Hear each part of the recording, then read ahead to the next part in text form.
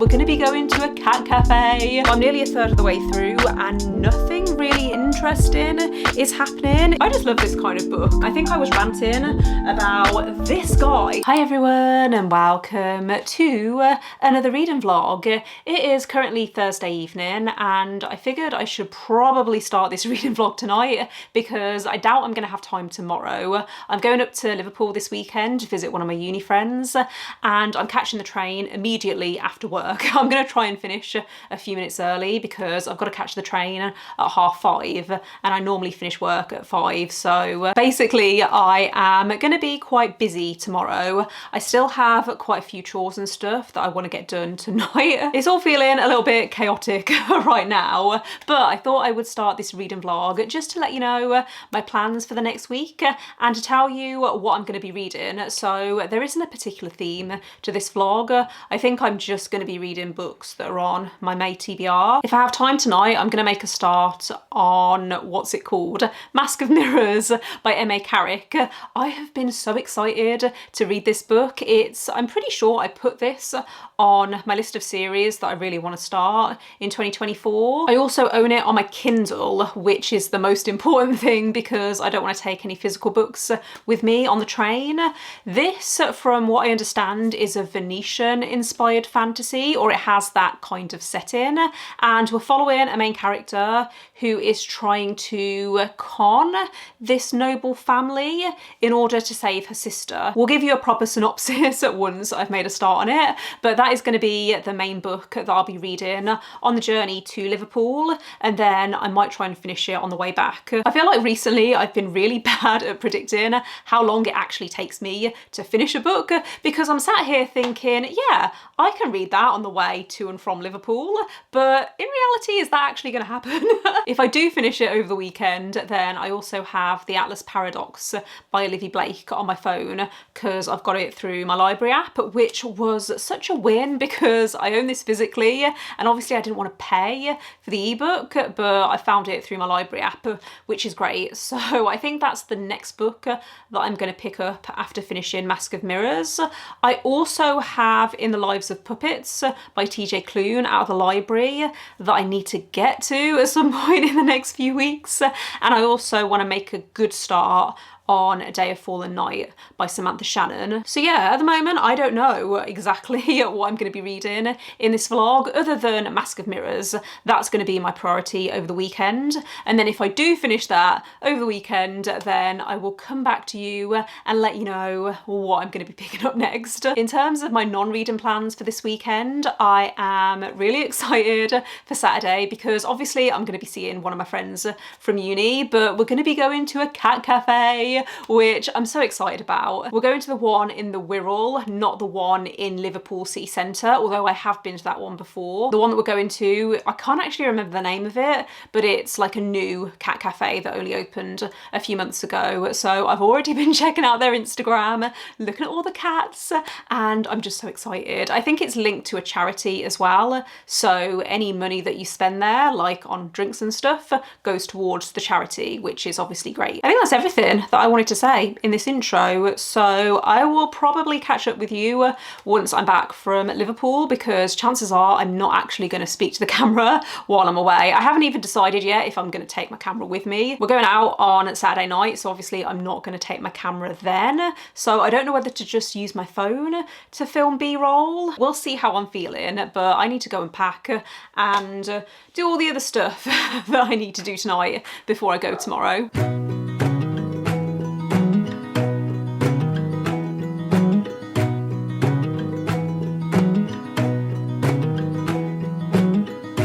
I think there's another universe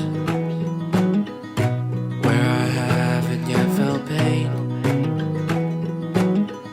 and maybe in that other universe I'm a flower and you're the rain. I think somewhere in a different life I'm still 7 in 2nd grade, and I'm so happy that I feel alright, and that I haven't met my brain.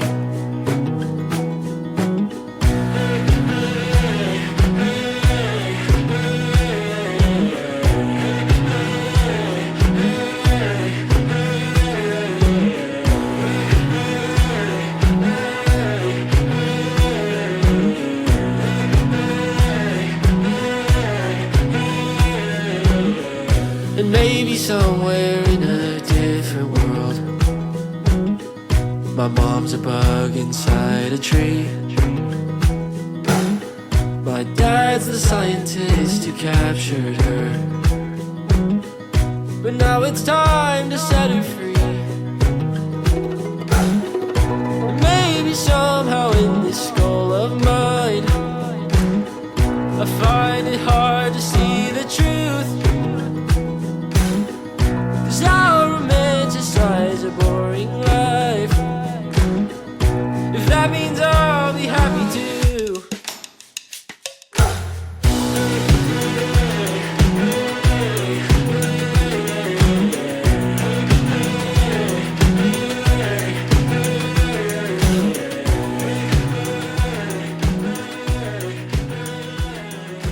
It's now Monday morning and I am back from Liverpool. As you can see, as expected, I didn't read as much as I thought I would on the way to and from Liverpool. I did make a good start on Mask of Mirrors by Carrick, and so far I'm really liking it. I think I'm around 40% of the way through, which I don't think is too bad considering this book is over 600 pages. I didn't realise it was that long, but yeah, I'm really enjoying it so far. I really like the setting. It takes place in this city that reminds me of Ketterdam from Six of Crows and Camor from The Lies of Loch Lamora. I actually think if you liked either of those books or both of those books, then this has similar elements, but it still feels like a story that's unique in its own right. The very basic plot is we're following a con artist called Wren, and she is trying to infiltrate this noble family in this city. She's doing this by pretending to be a long lost relative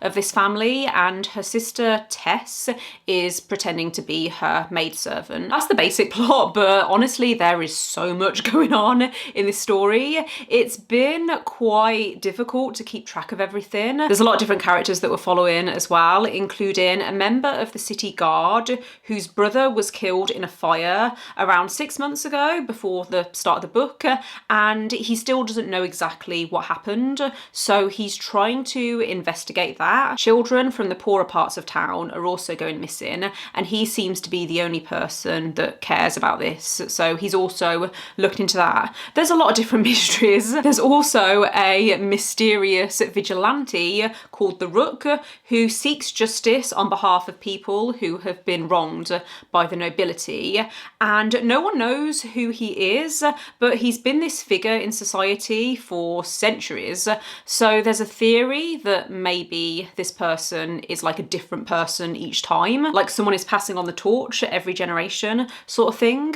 And yeah, I have a theory, but I don't think I'm right because I feel like it's too obvious. Alongside all of that, this noble family that Wren is trying to infiltrate have fallen on hard times, and they're trying to claw their way out of that. And so there's a lot of politics surrounding that. It's very political, and I love political fantasy. I don't even care that this is slow and the chapters are really long. I just love being immersed in this society and trying to piece together all of these different things. It's, yeah, been really, really good so far. I have struggled a little bit to get my head around some of the world building because it's so complex, but I feel like the further that I get into the book, I'm already grasping stuff easier now than I was in the beginning. And there is a glossary and a character list at the back of the book.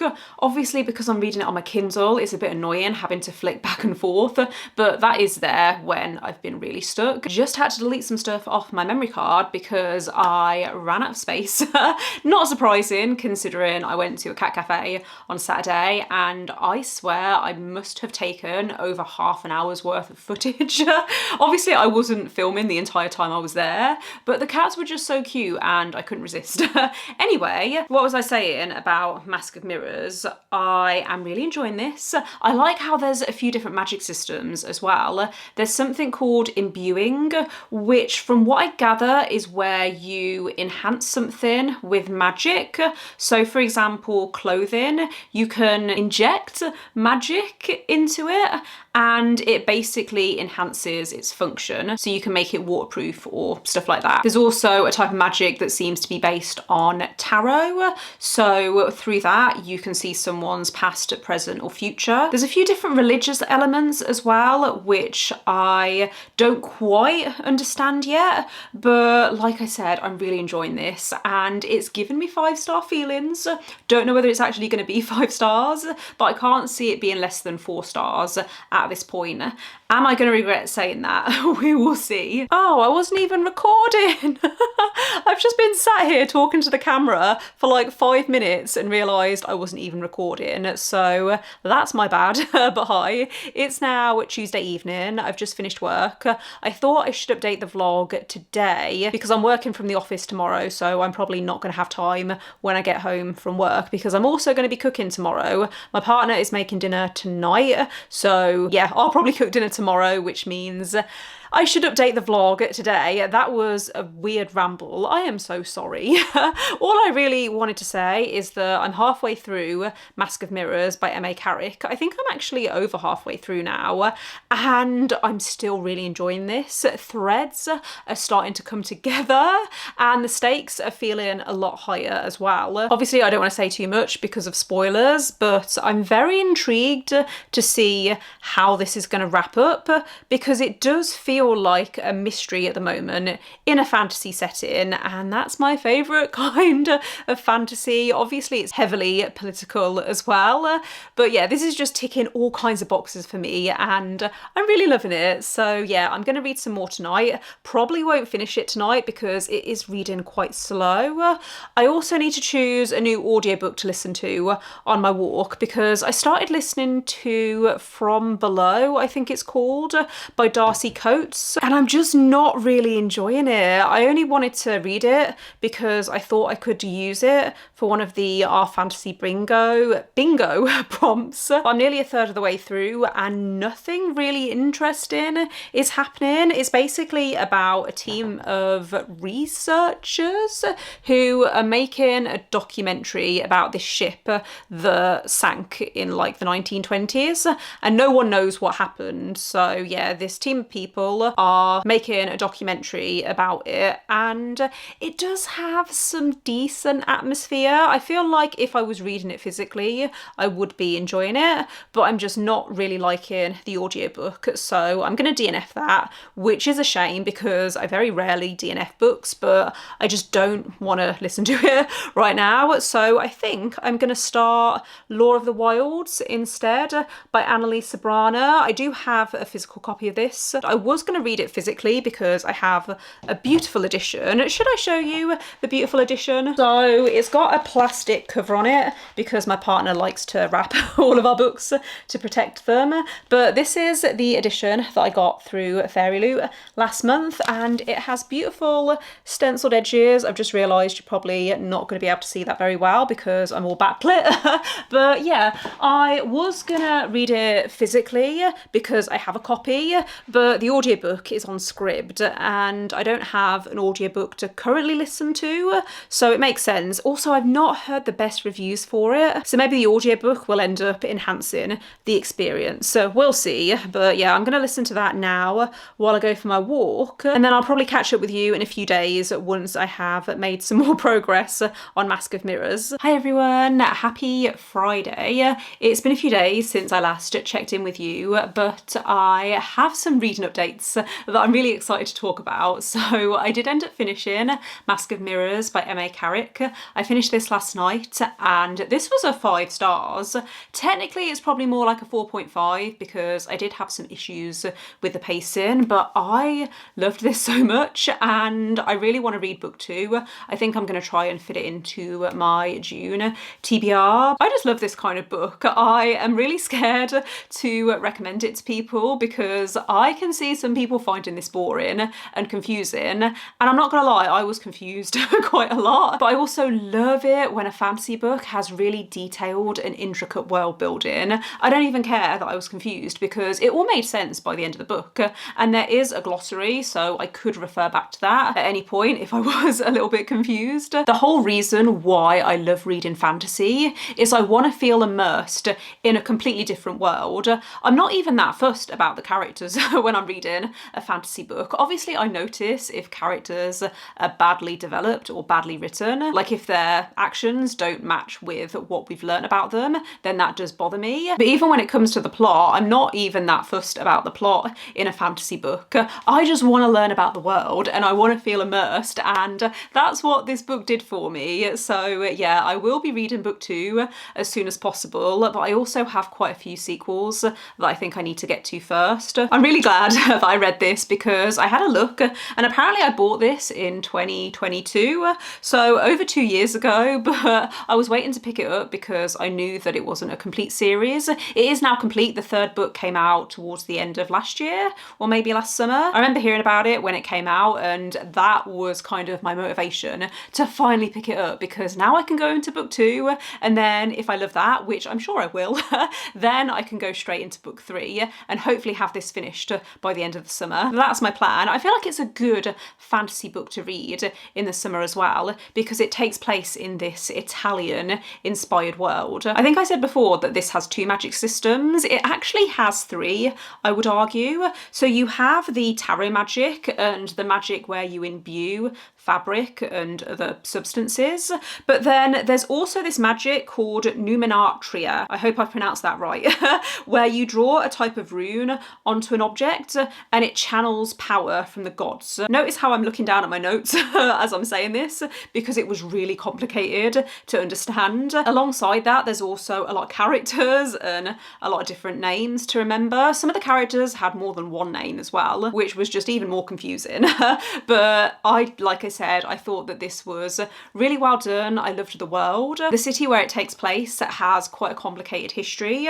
It used to be part of one country until it was colonised. Now it's home to an amalgamation of a few different groups of people, and there's also different religions. People have different beliefs. I'm going to stop rambling because I feel like I've already been talking for 5 minutes about this book, but yeah, loved it. Really glad that I picked this up. And now I'm going to move on and pick up another 5-star prediction, completely changing the pace because I'm going to go with a romance book. I got Funny Story by Emily Henry out of the library a few weeks ago, and it's due back on the 25th, I think. What day is it currently? It's currently the 17th, so I have about a week to read this, which is absolutely fine. I actually think I can read this in a weekend, so I'm going to pick this up tonight, and then yeah, I'll let you know my thoughts. I know that this is fake dating, I want to say. It follows a woman called Daphne. Her fiance ends up leaving her because he realises that he's still in love with his childhood girlfriend. Then Daphne ends up in a bit of a sticky situation because she can't afford her apartment, so this woman's ex moves in with her. It says here that Daphne ends up rooming with the only person who could possibly understand her predicament, Petra's ex, Miles. I feel like that was a really complicated way of explaining this book. Essentially, we have 2 main characters whose exes are now together, so they end up fake dating, I think, to get back at them. I have had mixed experiences with Emily Henry in the past because the first book that I read from her was Beach Read and I loved it, gave it 5 stars. Still one of my favourite romance books, I think, that I've ever read, but obviously I read it quite a long time ago now. Then I read People We Meet on Vacation, which I enjoyed. I thought it was good. Friends to Lovers isn't my favourite trope, so I think that's why I didn't love it as much as Beach Read. And then Book Lovers I found really underwhelming. So I went into Happy Place last year with medium expectations, but I ended up loving Happy Place. I gave it 5 stars, so hopefully this is also going to be 5 stars. We shall see though. How long is it actually? It is 384 pages, so that's actually quite long for a romance book. But yeah, hopefully I can get get stuck into this tonight and then maybe try and finish it tomorrow. Is that a little ambitious? I feel like I said the exact same thing last weekend about Mask of Mirrors, but yeah, I am going out for breakfast tomorrow morning. There's this really cute place nearby that it's like a breakfast place that's also a pub. They have this American school bus in the car park, not in the car park, but as part of the restaurant, and you can have breakfast in there. I'll take some B-roll because I feel like the way I'm explaining it just isn't great, but yeah, we're going out for breakfast there tomorrow. I've never been before and I'm very excited about it because I love breakfast. It's actually going to be more like a brunch because we're not going until 11:45, but that's all I've got planned for tomorrow, so hopefully I can make some good progress with this.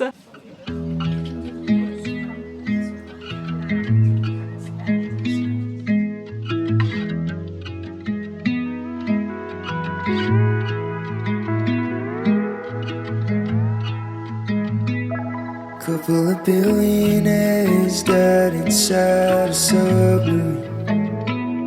Would you go to that extent to get away from me? God knows we tried to talk it out, and if the rapture came right now, I'd be okay with that.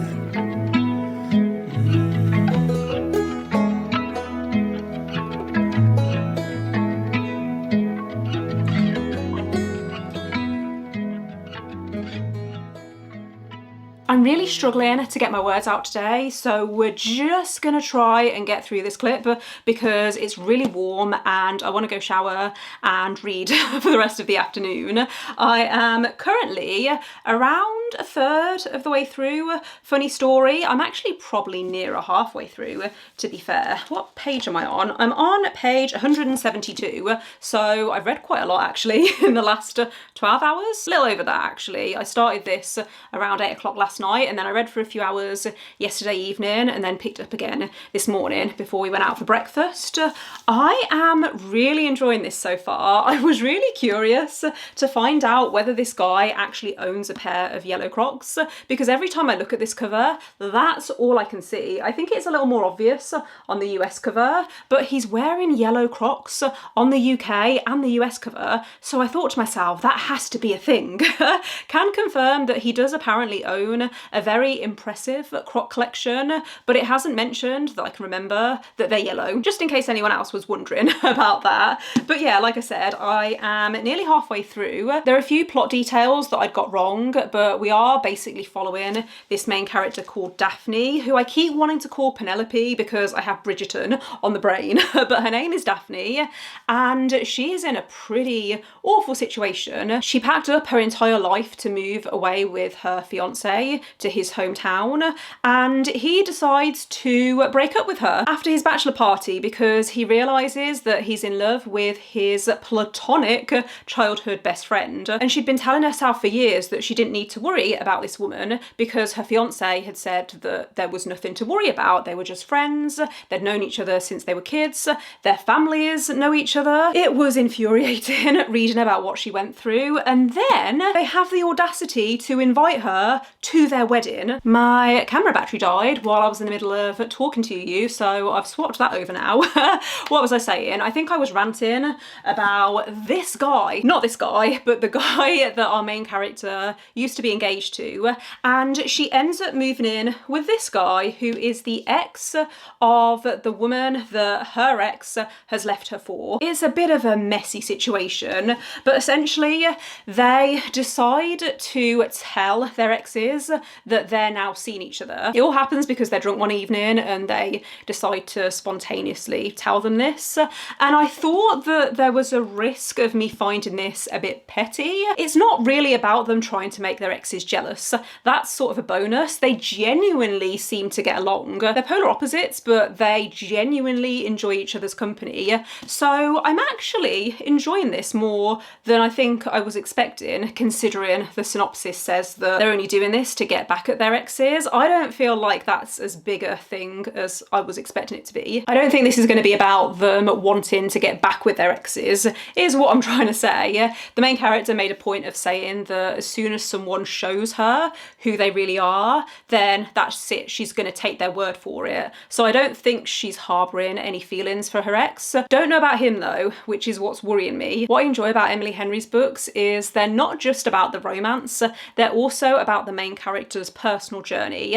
And I think this is very much going to be about our main character realising that the life that she had with her ex, while she thought it was her dream life, it wasn't really her dream, it was his dream that she was squeezing herself into. So yeah, I'm here for that as well. Really liking this, and I'm going to carry on reading it this afternoon, but I'm going to have a shower first because we went for a walk after breakfast and it was a little bit muddier than I was expecting. So I'm going to have a shower and then get cozy and hopefully finish this. It's now Sunday and it's time to wrap up this vlog because I have now finished Funny Story by Emily Henry. It's kind of ironic that I started this vlog by talking about how I was going to read The Mask of Mirrors in one weekend and then it ended up taking me a week to finish. And then I started Funny Story and I thought this was going to take me the whole weekend to read and I finished it in less than 24 hours. So yeah, like I said, I am really bad at predicting how long it's going to take me to finish a book, but I have now finished Funny Story and I really enjoyed this. I'm going to give it 5 stars.